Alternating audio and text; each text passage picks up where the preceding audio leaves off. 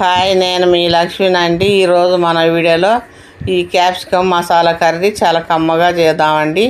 ఈ కర్రీ కొరకు capsicum 1/2 KG, ఇవి వాటర్లో వేసి కడిగి పెట్టుకున్న క్యాప్సికమ్ ఈ ముక్కలు చేసుకుందామండి. ఇవి ఇలాగ ముక్కలు చేసుకుందాము, అన్నీ ఇలాగ చేసుకుందాము. మొత్తం క్యాప్సికమ్ అయిపోయే వరకు ఇలా ముక్కలు చేసేసుకుందాం. అయిపోయినాయండి. ఇప్పుడు పొయ్యి మీద ఒక కడాయి పెట్టి 2 స్పూన్ల పల్లీలు, చిన్న కొబ్బరి ముక్క, ధనియాలు, 3 లవంగాలు, 3 యాలకులు, చెక్క వేసేసుకొని ఇవి వేయించుకోవాలి.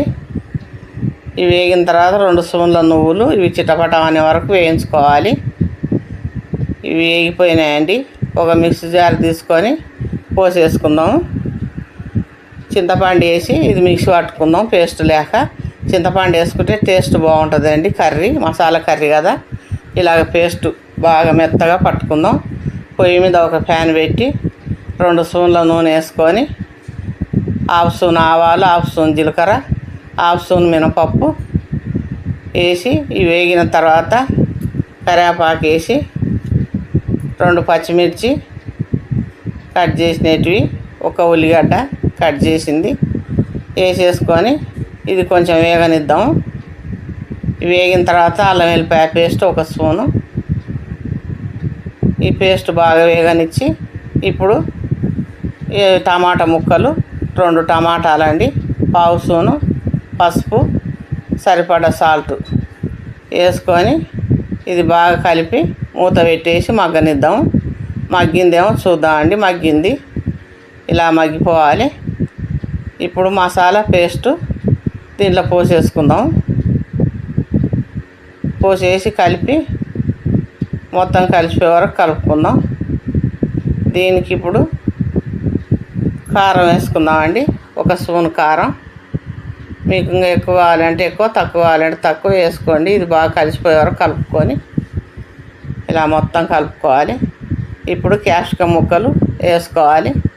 వేసుకొని ఈ మసాలా అంతా ఈ ముక్కలకు పెడతట్టు మొత్తం కలిపేసి కొద్దిగా సేపు మగ్గనిద్దాం. ఉడుకు పట్టే వరకు. అలా ఉడుకు పట్టే వరకు మగ్గనిస్తే బాగా మెత్తగా ఇవి మసాలా అంతా ఈ ముక్కలకు పట్టిపోతుందండి. ఇదిగోండి, కొంచెం మెత్తగా కూడా అవుతాయి ముక్కలు. ఇలా అయిన తర్వాత ఇప్పుడు ఒక పెద్ద గ్లాసుడు వాటర్ పోసేసుకుందాం. వాటర్ పోసేసి కలిపి ఇప్పుడు మూత పెట్టేద్దామండి. కొద్దిగా గ్యాప్ పెట్టి మూత పెట్టేసి 10 నిమిషాలు ఉడకనిద్దాం. ఉడికిపోతుంది కర్రీ. ఇప్పుడు వాటర్ అంతా పోయి గ్రేవీ దగ్గరికి అయింది. ఇలా కలుపుకొని లాస్ట్ కొత్తిమీర వేసేసుకుందాం.